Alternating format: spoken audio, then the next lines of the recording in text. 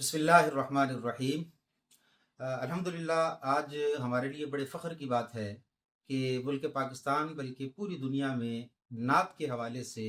और फ़न नात के हवाले से, ख़िताबत के हवाले से, निक़ाबत के हवाले से और फ़हम व सुख़न के हवाले से जो बैनुल अक़वामी शख़्सियत हैं, क़िबला साहबज़ादा तस्लीम अहमद साबरी साहब हफ़िज़हुल्लाह, किसी तारुफ़ के मोहताज नहीं हैं। 25 से 30 बरस हो गए हैं उनको पाकिस्तान टेलीविज़न के अलावा दुनिया भर के मुख्तलिफ़ मीडिया चैनल्स पर और महाफ़िल नात के अंदर भी उनकी खिदमात हमारे सामने मौजूद हैं। देखिए, फ़न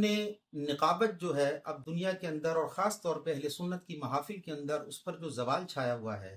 मैं उसको बड़े आसान अल्फाज में यूँ ताबीर करता हूँ कि अब फ़न निक़ाबत या शोबा निक़ाबत जो है वो निक़ाहत से दो चार हो चुका है, यानी कमज़ोर से कमज़ोर तर होता जा रहा है। और उसकी बुनियादी वजह यह है कि इस शोबे के अंदर ज़्यादातर ऐसे लोग आ रहे हैं कि जिनका इल्म और फ़न से वास्ता नहीं है। उनको ये नहीं पता कि कहाँ पर सुख़न का इस्तेमाल करना है, कहाँ पर आपने शायरी को किस तरह इस्तेमाल करना है, जज्बातियत को कहाँ पर बरूए कार लाना है, अल्फाज का तकल्लुम, चुनाव और उसका दुरुस्त इस्तेमाल। कि बहुत सारी चीज़ें और बहुत सारे एस्पेक्ट्स होते हैं जिसका अगर इम्तिजाज ना हो और जिसका दुरुस्त इस्तेमाल ना हो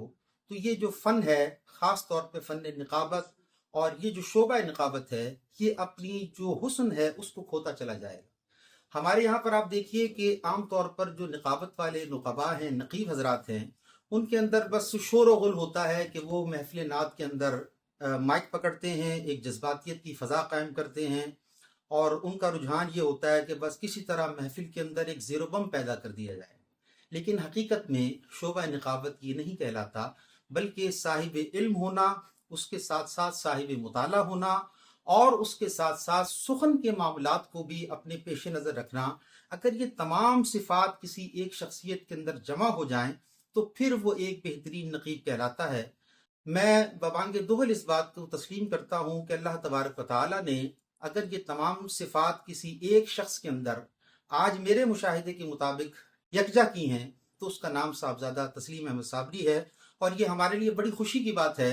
कि वो इस फ़न को, अपने इस मुताले को, अपने इस तजर्बे को सिर्फ़ अपने तक समेटने के लिए, अपनी ज़ात के अंदर रखने के लिए